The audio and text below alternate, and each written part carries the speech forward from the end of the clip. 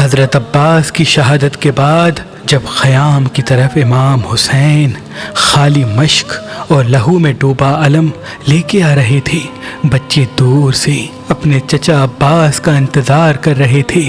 جیسے ہی علم کو دیکھا تو بی بی سکینہ نے کہا میرے چچا عباس آ رہے ہیں۔ بس خالی مشق پہ جیسے ہی نظر پڑتی ہے آپ اپنے بابا سے لپٹ کے فریاد کرتی ہیں کہ اے میرے بابا، شاید ان ظالموں نے میرے چچا کو بھی شہید کر دیا، میں ان کے لیے بد دعا کرتی ہوں۔ امام حسین اپنی بیٹی کا ماتھا چوم کے ان کو ایک خالی خیمے کی طرف لے کے جاتے ہیں اور کہتے ہیں اے میری بیٹی، تجھے پانی چاہیے نا؟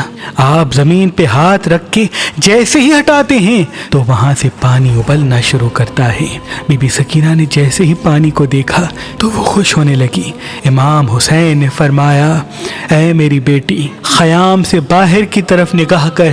جیسے ہی بی بی سکینہ باہر کی طرف دیکھے تو لاتعداد انسان ہیں جو اپنی زبان باہر نکال کے حسرت سے بی بی سکینہ کو دیکھ رہے ہیں۔ امام حسین نے فرمایا اے میری بیٹی، اگر آج تم نے یہ پانی پیا تو قیامت تک تمہارے نانا کی امت حوض کوثر سے محروم رہے گی، اسلام سے محروم رہے گی۔ بی بی سکینہ نے کہا اے میرے بابا، اگر میرے نانا کی امت کی شفاعت کے لیے میرا پیاسا رہنا ضروری ہے تو میں پیاس برداشت کر لوں گی، ہر ستم برداشت کر لوں گی۔ بس بی بی سکینہ صبر کرتی رہتی ہے۔ آپ کی آنکھوں کے سامنے علی اکبر شہید ہوتا ہے، علی اصغر شہید ہوتا ہے، آپ کے بابا حسین شہید ہوتے ہیں، پھر خیام جلنے لگتے ہیں، شمر تماچے مارتا ہے، لیکن کبھی بھی آپ نے اپنے نانا کی امت کے لیے بد دعا نہیں کی۔ بس 11 محرم کے دن جب بیبیوں کو قید کر کے شام و کوفہ کی طرف لے جایا گیا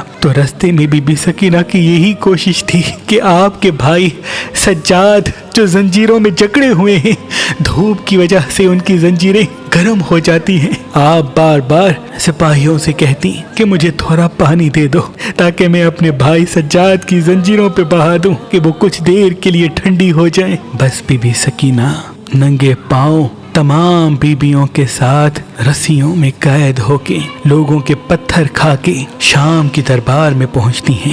یزید کی جیسے ہی بی بی سکینہ پہ نظر پڑی تو وہ کہتا ہے یہ چھوٹی بچی حسین کی وہی بیٹی ہے جس کو حسین سینے پہ سلایا کرتے تھے۔ سپاہی کہتے ہیں ہاں۔ تو یزید حکم دیتا ہے کہ اس بچی کو تمام بیبیوں کے ساتھ قید میں نہ رکھو بلکہ ایک ایسے اندھیرے زندان میں رکھو تاکہ یہ اپنے بابا کو یاد کر کر کے تڑپتی رہے۔ بس تمام بیبیوں کو الگ قید کیا جاتا ہے اور بی بی سکینہ کو ایک ایسے زندان میں قید کیا جاتا ہے جہاں اندھیرے کے سوا کچھ نہیں ہوتا۔ بس وہ 4 سالہ بیبی بار بار اپنے بابا کو یاد کر کے روتی۔ کچھ ہی دن گزرے، اس چھوٹی بچی کے رونے کی آواز محل میں اس طرح سے گونجتی کہ یزید کو نیند نہ آتی۔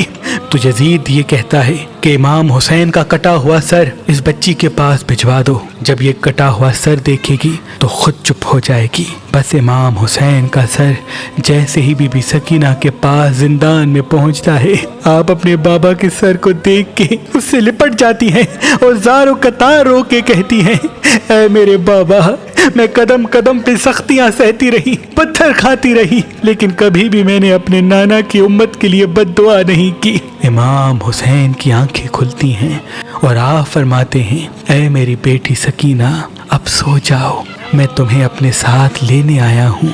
بی بی سکینہ اپنے بابا کے سر پہ اپنا سر رکھ کے سو جاتی ہیں۔ بس زندان میں خاموشی ہو جاتی ہے۔ جیسے ہی سپاہی آ کے دیکھیں تو بی بی سکینہ دارالفنا سے دارالبقا کی طرف کوچ کر لیتی ہیں۔ امام سجاد کو علم ہوتا ہے، آپ اور تمام بیبیاں زار و قطار روتے ہیں۔ آپ 3 دن کا اکٹھا پانی منگواتے ہیں اور چاہتے ہیں کہ اپنی بہن کو غسل دیں۔ تاریخ نے لکھا جیسے ہی بی بی زینب نے بی بی سکینہ کو غسل دینا شروع کیا تو اچانک سے رونے کی آواز آتی ہے۔ امام سجاد آ کے پوچھتے ہیں اے میری پھپھی ماں، آپ رو کیوں رہی ہیں؟ بی بی زینب فرماتی ہیں کربلا سے لے کے کوفہ تک، کوفہ سے لے کے شام تک بی بی سکینہ ایک ہی لباس میں رہی ہے اور بار بار یہ بچی تاویانے کھاتی رہی ہے۔ بی بی سکینہ کا لباس ان کی کھال سے اس طرح سے مل چکا ہے کہ جب ہم غسل دینے کے لیے آپ کا کرتا اتارتے ہیں تو آپ کے جسم کی کھال بھی ساتھ چلی آتی ہے۔